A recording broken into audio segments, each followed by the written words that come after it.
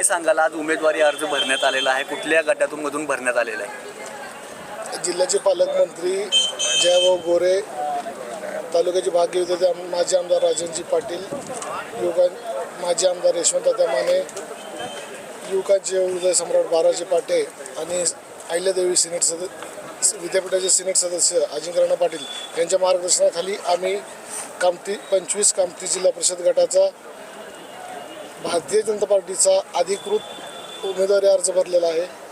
खरं तर या गटामध्ये अनेक जण भाजपकडून देखील त्यांना देखील एबी फॉर्म दिल्याचं देखील माहिती मिळत आहे. काय आहे नेमकं, त्यांना दिलं आहे का आपल्याला दिलेलं आहे? एबी फॉर्म तर जमा केलेले आहेत आणि लवकरच तुम्हाला गोड बातमी मिळेल. खरं तर मतदारसंघामध्ये नागरिकांमधून काय, आता आपण उमेदवारी अर्ज दाखल केला, आता करणार आहात, आता काय आव्हान आहात त्याचे आपल्या गटामध्ये?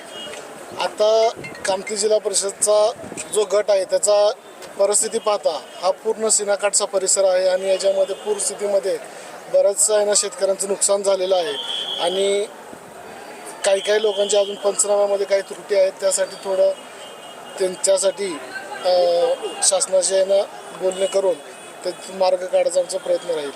गावभेटी दरम्यान मतदारांच्या काय अपेक्षा आहेत, काय त्यांच्या भावना आहेत? गावभेटी आम्ही जे येतो त्यामध्ये आहे ना आम्ही पूर परिस्थितीमध्ये कोरोना काळामध्ये जे लोकांना मदत केली त्यातून आहे ना लोकांचा आमचा चांगला प्रतिसाद भेटत आहे आणि लोकांची आमच्या परिवारावरती असलेलं प्रेम हे आम्हाला त्यातून वेळोवेळी जाणून येत आहे. समोरचं कुणाचं आव्हान वगैरे वाटतं आपल्याला? मी माझं चांगलं काम केलेलं आहे, समोर मी कोणाला आव्हान मानत नाही. ज्यांना जिल्हा परिषद काम केलेलं आहे सदस्य म्हणून त्याचा आपल्याला काय फायदा होईल?